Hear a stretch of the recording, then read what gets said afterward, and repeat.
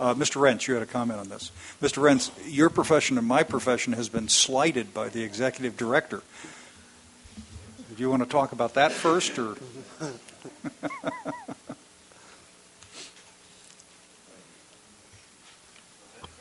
Is it on now? Yep. Okay, thank you. With regard to your comment, Mr. Chairman, I think probably both you and I and anybody else in this room that's an attorney is used to that by now. When I went to law school, the first thing my parents gave me was a book of attorney jokes, so I knew where my destiny was headed. I want to respond to this point here. First of all, I'm extremely appreciative of the dialogue that's ongoing, and especially your opening remarks, Mr. Chairman. The Ag Urban Coalition's alternate plan, one of the most critical elements, and it was right at the forefront of our alternate plan, was how important it is to develop this Delta Science Plan so that we start integrating policy decisions with good science, recognizing that, as you're pointing out, I think, Hank, that science and the policy questions are always moving on a continuum.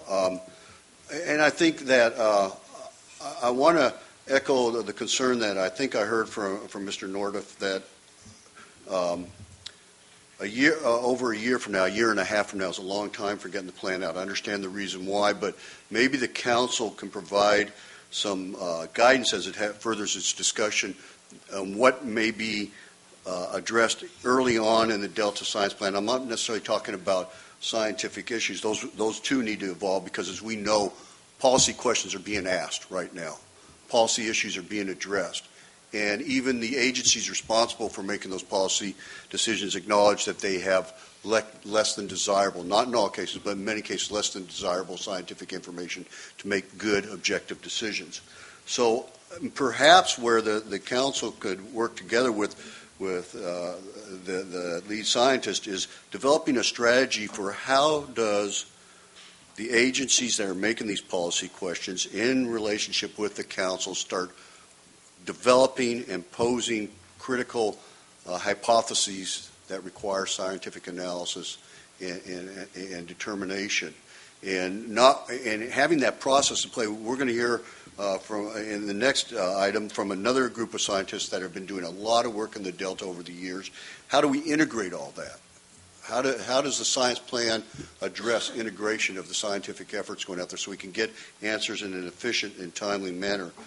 My fear is we'll wake up a year and a half from now and have a science plan, but many of the critical policy issues that need some scientific analysis will have moved far down the track. So that was my comment. The Ag Urban Coalition, is in complete support of developing a robust science plan, recognizing that rather than a moving target, it was always a work in progress, a three-ring binder that new stuff will be added as new issues are raised and new science evolves.